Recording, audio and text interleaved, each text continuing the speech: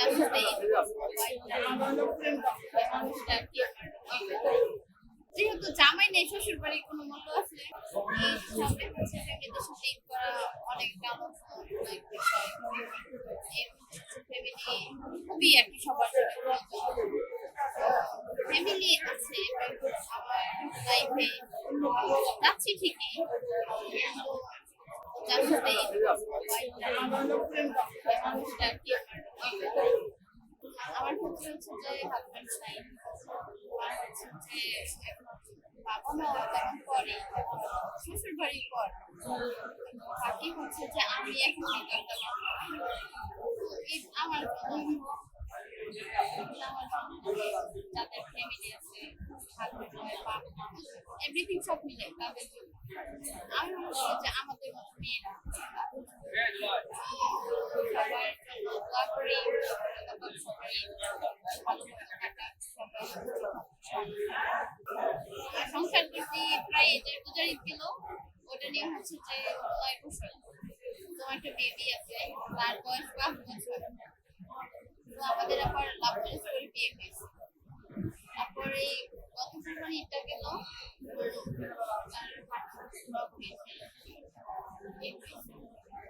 তো ঈদ সবাই সবার দেশের বাড়িতে যাচ্ছে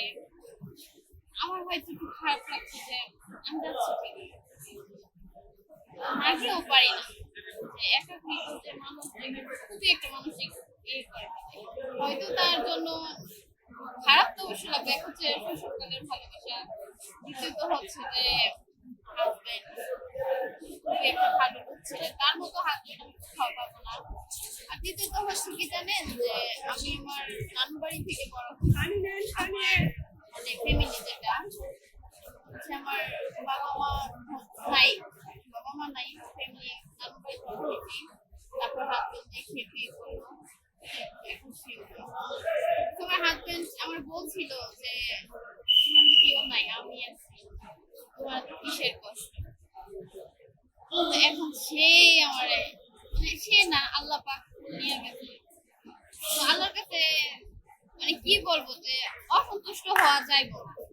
কিন্তু এমন জীবনটাও চাই নেই যে এই বয়সে হাজবেন্ড ছাড়া থাকবে বা দিন শেষে মার কাছে গিয়ে শান্তি পাবো তেমনটাও না এখন মানুষের কাছে যাই থাকি আমি আমার বাপ মাদের সাথে আমি কখনো ঈদ করি নাই ছোট থেকে নানুদের সাথে তারপর বিয়ে হলো তার সাথে তো আমারও একটা ফ্যামিলি ছিল যেমন আমি আমার ছেলে আমার হাজবেন্ড অনেক একটা ভালো ছিল আবার শ্বশুর বাড়ির দিক দিয়ে ভালো একটা বন্ডিং ছিল আসা যাওয়া ছিল একটা আনন্দ ছিল মানে মনে হইতো যে না ঈদ আমাদের জন্য কিন্তু এখন তো আমাদের লাইফটা একটু উল্টো ঘুরে গেছে সে নাই তারপর যেহেতু জামাই নেই শ্বশুর বাড়ির কোনো মূল্য আছে কিন্তু তারাও আমাদেরকে খুব আদর করে শ্বশুর শাশুড়ি